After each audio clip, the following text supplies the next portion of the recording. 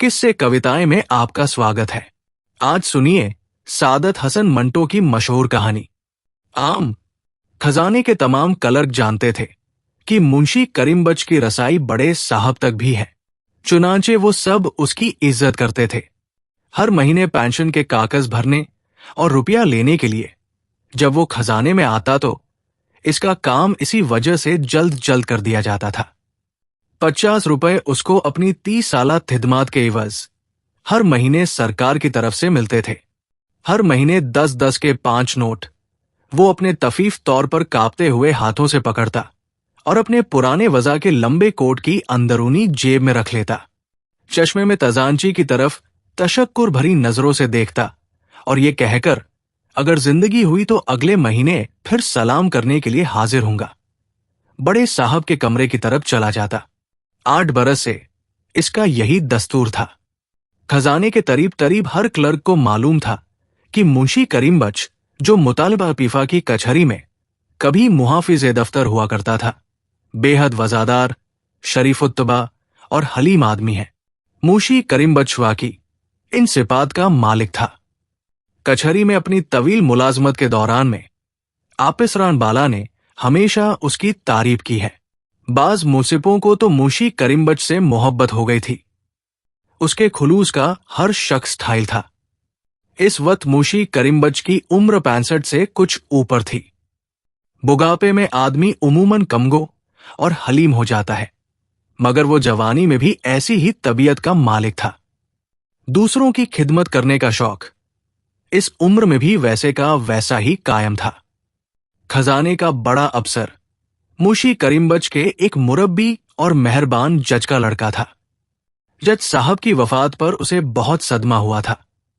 अब वो हर महीने उनके लड़के को सलाम करने की तरह से जरूर मिलता था। इससे उसे बहुत तस्कीन होती थी। मुंशी करीमबख्श उन्हें छोटे जज साहब कहा करता था। पेंशन के 50 रुपए जेब में डालकर वो बरामदा तय करता और चर्च लगे कमरे के पास जाकर अपनी आमद की इत्तिला कराता। छोटे जज साहब उसको ज्यादा देर तक बाहर खड़ा न रखते, भौरन अंदर बुला लेते और सब काम छोड़कर उससे बातें शुरू कर देते। तशरीफ रखिए मुंशी साहब, फरमाइए मिजाज कैसा है? अल्लाह का लाख लाख शुक्र है, आपकी दुआ से बड़े मजे में गुजर रही है। मेरे लायक कोई खिदमत? आप मुझे क्यों शर्मिंदा करते हैं? मेरे लायक कोई खिदमत हो तो भरमाइए। खिदमत गुजारी तो बंदे का काम है, आपकी बड़ी नवाजिश है। इस किस्म की रस्मी गुफ्तगू के बाद मुंशी करीम जज साहब की मेहरबानियों का जिक्र छेड़ देता। उनके बुलंद किरदार की वजाहत बड़े फिदवियाना अंदाज में करता और बार बार कहता, अल्लाह बच्चे मरहूम सरिश्ता खसलत इंसान थे, खुदा उनको करवट करवट जन्नत नसीब करे। मुंशी करीमबख्श के लहजे में खुशामद वथैरा की जर्रा भर मिलावट नहीं होती थी। वो जो कुछ कहता था महसूस करके कहता था। इसके मुतालिक जज साहब के लड़के को, जो अब खजाने के बड़े अफसर थे, अच्छी तरह मालूम था। यही वजह है कि वो उसको इज्जत के साथ अपने पास बिठाते थे और देर तक इधर उधर की बातें करते रहते थे। हर महीने दूसरी बातों के अलावा मुंशी करीमबख्श के आम के बागों का जिक्र भी आता था। मौसम आने पर जज साहब के लड़के की कोठी पर आमों का एक टोकरा पहुंच जाता था। मुंशी करीमबख्श को खुश करने के लिए वो हर महीने उसको याद दहानी करा देते थे। मुंशी साहब, देखे इस मौसम पर आमों का टोकरा भेजना न भूलिएगा। पिछली बार आपने जो आम भेजे थे उसमें तो सिर्फ 2 मेरे हिस्से में आए थे। कभी ये 3 हो जाते थे, कभी 4 और कभी सिर्फ 1 ही रह जाता था। मुंशी करीमबख्श ये सुनकर बहुत खुश होता था। हुजूर, ऐसा कभी हो सकता है?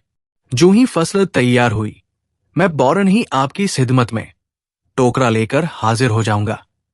2 कहिए, 2 हाजिर कर दूं। ये बाट किसके है? आप ही के तो है। कभी कभी छोटे जज साहब पूछ लिया करते थे, मुंशी जी आपके बात कहाँ है? दुनिया नगर में हुजूर। ज्यादा नहीं है, सिर्फ 2 है। इसमें से एक तो मैंने अपने छोटे भाई को दे रखा है, जो इन दोनों का इंतजाम वथैरा करता है। मई की पेंशन लेने के लिए मुंशी करीमबख्श जून की दूसरी तारीख को खजाने गया।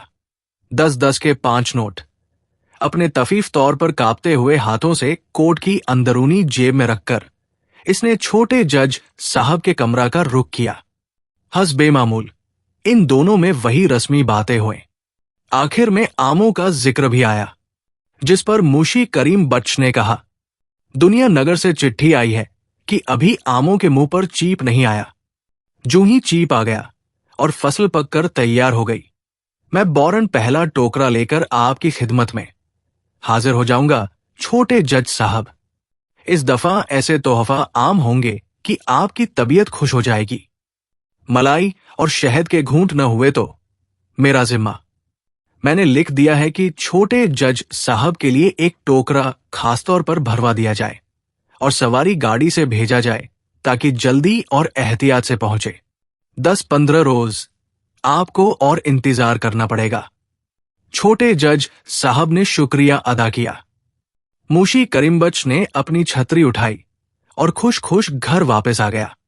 घर में उसकी बीवी और बड़ी लड़की थी। ब्याह के दूसरे साल जिसका थाविंद मर गया था। मुंशी करीमबख्श की और कोई औलाद नहीं थी, मगर उस मुख्तसर से कुनबे के बावजूद 50 रूपों में इसका गुजर बहुत ही मुश्किल से होता था। इसी तंगी के वजह से उसकी बीवी के तमाम जेवर इन 8 बरसों में आहिस्ता आहिस्ता बिक गए थे। मुंशी करीमबख्श फजूल खर्च नहीं था। उसकी बीवी और वो बड़े किफायत शियार थे, मगर इस किफायत शियारी के बावस्त तनख्वाह में से एक पैसा भी उनके पास ना बचता था। उसकी वजह सिर्फ ये थी कि मुंशी करीमबख्श चंद आदमियों की खिदमत करने में बेहद मुसर्रत महसूस करता था।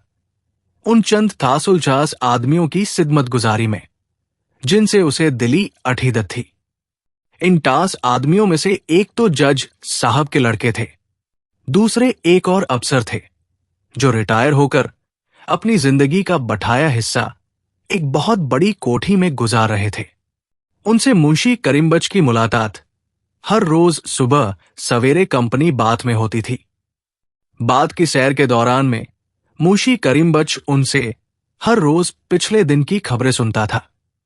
कभी कभी जब वो बीते हुए दिनों के तार छेड़ देता तो डिप्टी सुपरिंटेंडेंट साहब अपनी बहादुरी के किस्से सुनाना शुरू कर देते थे कि किस तरह उन्होंने लायलपुर के जंगली इलाके में एक थूमतार टातिल को पिस्तौल कंजर दिखाए बगैर गिरफ्तार किया और किस तरह उनके रोब से एक डाकू सारा माल छोड़कर भाग गया। कभी कभी मुंशी करीमबख्श के आम के बागों का भी जिक्र आ जाता था। मुंशी साहब कहिए, अब की दफा फसल कैसी रहेगी?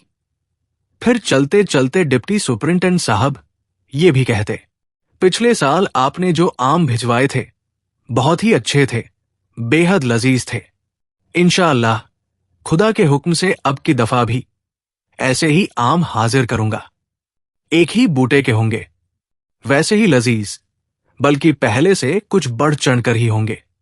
उस आदमी को भी मुंशी करीमबख्श हर साल मौसम पर एक टोकरा भेजता था। कोठी में टोकरा नौकरों के हवाले करके जब वो डिप्टी साहब से मिलता और वो इसका शुक्रिया अदा करते तो मुंशी करीमबख्श निहायत इनकिसारी से काम लेते हुए कहता, डिप्टी साहब आप क्यों मुझे शर्मिंदा करते हैं? अपने बाट है, अगर एक टोकरा यहां ले आया तो क्या हो गया? बाजार से आप एक छोर कई टोकरे मंगवा सकते हैं। ये आम चूंकि अपने बात के हैं और बात में सिर्फ एक बूटा है जिसके सब दाने घुलावट, खुशबू और मिठास में एक जैसे हैं, इसलिए ये चंद तोहफे के तौर पर ले आया। आम देने के बाद जब वो कोठी से बाहर निकलता तो उसके चेहरे पर तिमतिमाहट होती थी। एक अजीब किस्म की रूहानी तस्कीन उसे महसूस होती थी जो कई दिनों तक उसको मसरूर रखती थी।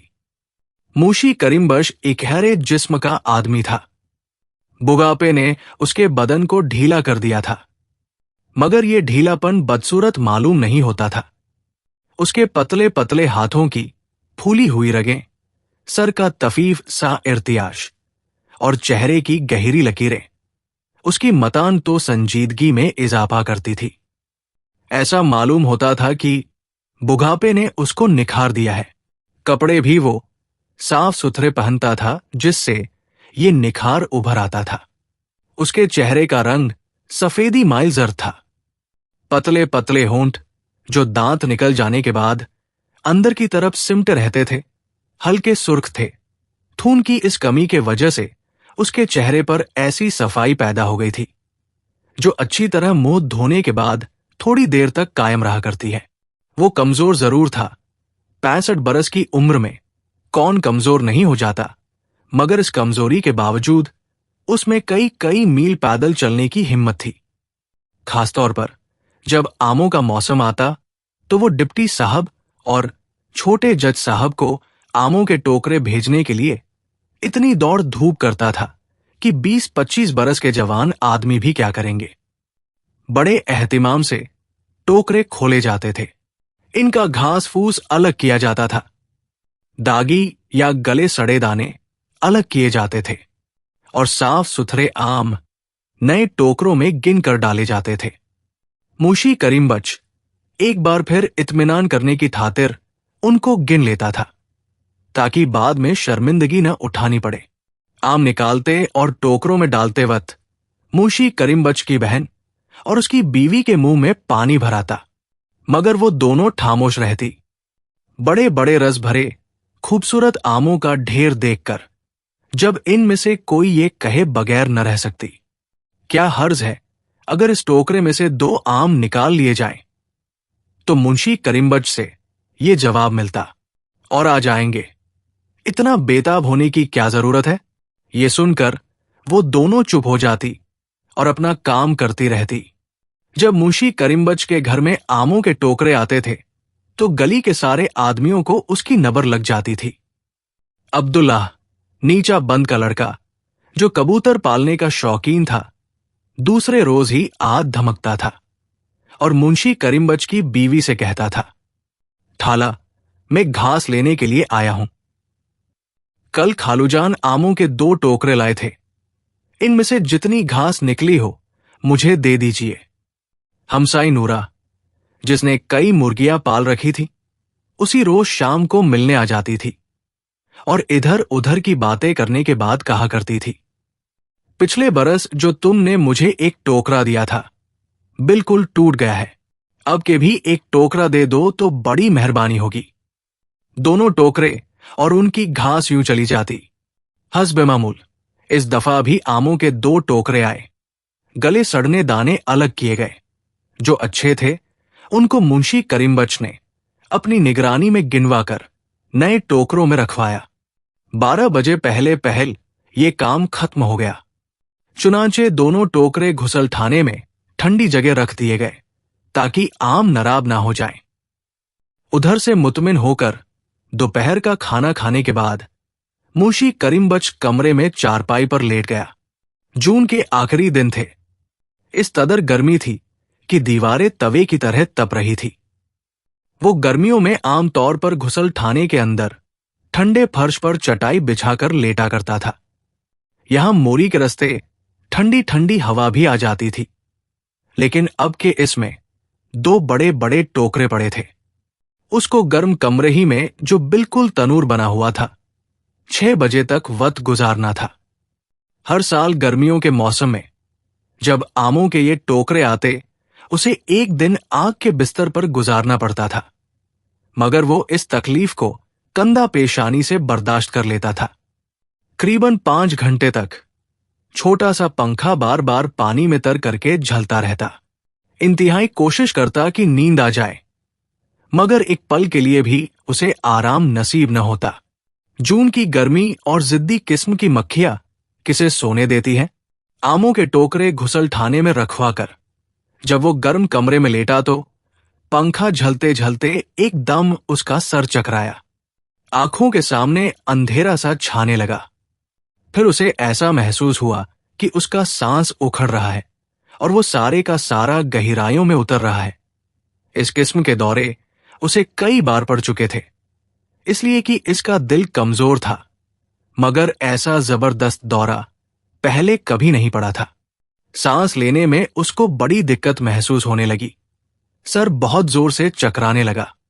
घबराकर इसने आवाज दी और अपनी बीवी को बुलाया। यह आवाज सुनकर उसकी बीवी और बहन दोनों दौड़ी दौड़ी अंदर आए। दोनों जानती थी कि उसे इस किस्म के दौरे क्यों पड़ते हैं। फौरन ही उसकी बहन ने अब्दुल्लाह, नीचा बंद के लड़के को बुलाया और उससे कहा कि डॉक्टर को बुला लाए ताकि वो ताकत की सुई लगा दे। लेकिन चंद मिनटों ही में मुंशी करीमबख्श की हालत बहुत ज्यादा बिगड़ गई। इसका दिल डूबने लगा। बेकरारी इस कदर बढ़ गई कि वो चारपाई पर मछली की तरह तड़पने लगा।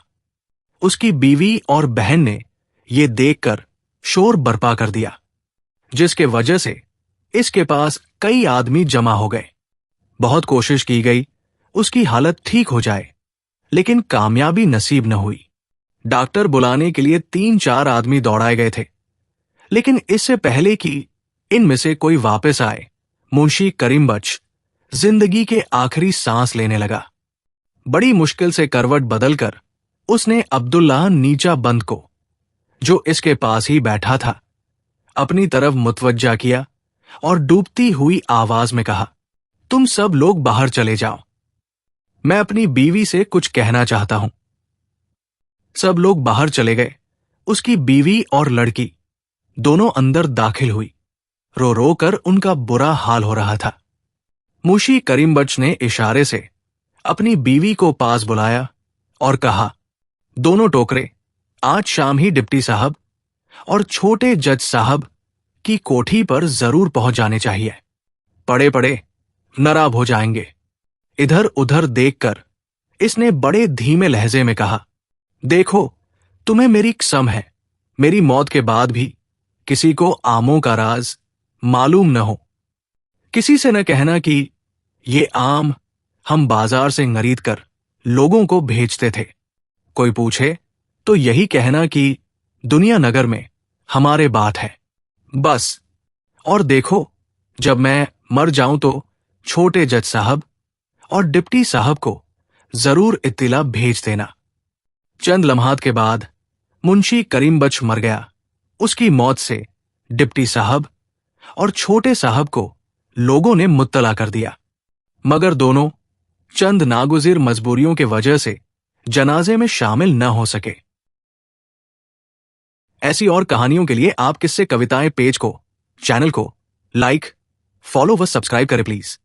कोई सुझाव हो तो अवश्य दें। थैंक्स।